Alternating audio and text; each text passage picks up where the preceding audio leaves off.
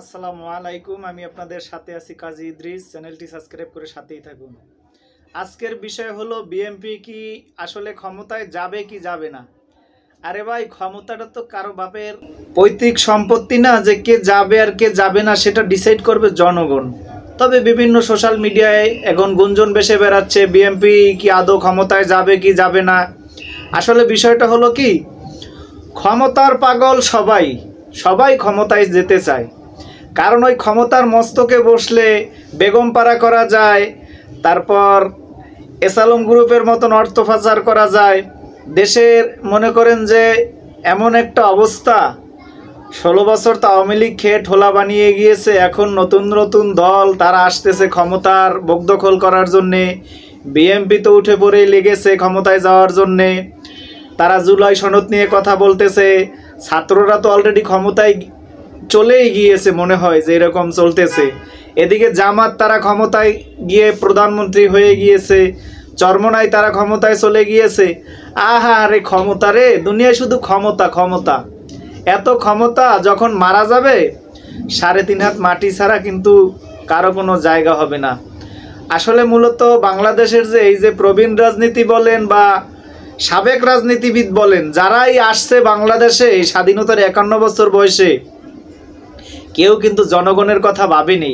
সবাই নিজের পেটের কথা ভাবছে এবং আহাল পরিবারের কথা ভাবছে।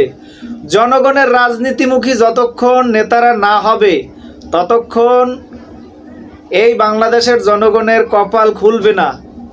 এটাই বাস্তবতা। সবাই ক্ষমতায় যেতে চায়, ক্ষমতার লোভ। আরে ভাই, এত ক্ষমতার লোভ কেন? কই জনগণমুখী তো কাউকে হতে দেখি না যে আমরা জনগণের জন্য জীবন দিতে পারি। কই কোনো নেতা তো এখন পর্যন্ত জনগণের জন্য জীবন দিল না।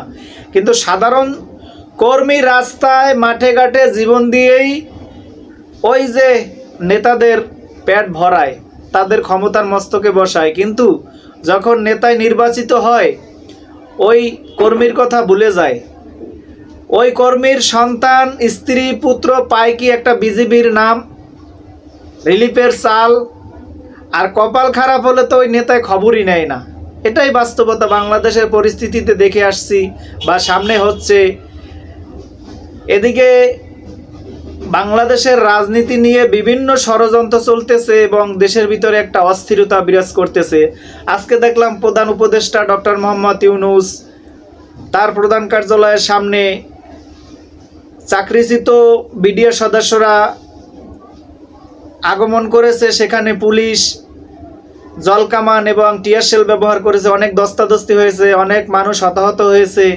দেশের ভিতরে একটা অস্থিরতা বিরাজ করতেছে। এই মুহূর্তে আমি বলবো, সাধারণ জনগণ এবং দেশের যত প্রবীণ রাজনীতিবিদ বলেন এবং সাবেক রাজনীতিবিদ বলেন, বিএনপি আওয়ামী লীগ সবাই ঐক্যবদ্ধভাবে সম্মিলিত হয়ে ভাগ করে খান। দরকার হলে খেতে খেতে তো এমনি ঠোলা হয়ে গেছে। এখন আর কি খাবেন নতুন করে? এখন আর খাওয়ার কিছুই নাই। যা খাওয়ার 16 বছর খেয়ে ফাঁকা করে দিয়ে গেছে। এখন নতুন করে আর কি খাবেন? তারপরে যখন খাওয়ার এতই স্বাদ, এতই মজা, সবাই ভাগ বটরা করে শান্তি শৃঙ্খলাভাবে জনগণের কথা ভেবে তারপর খান। আপনাদের খেতে কেউ নিষেধ করে নাই। সবাই মিলেমিশে খান, শান্তি শৃঙ্খলাভাবে খান। যে যেটা চায় সবাই মিলে ঐক্যবদ্ধভাবে সেটা আলোচনার মাধ্যমে হোক, যেভাবে হোক সমাধান করেন।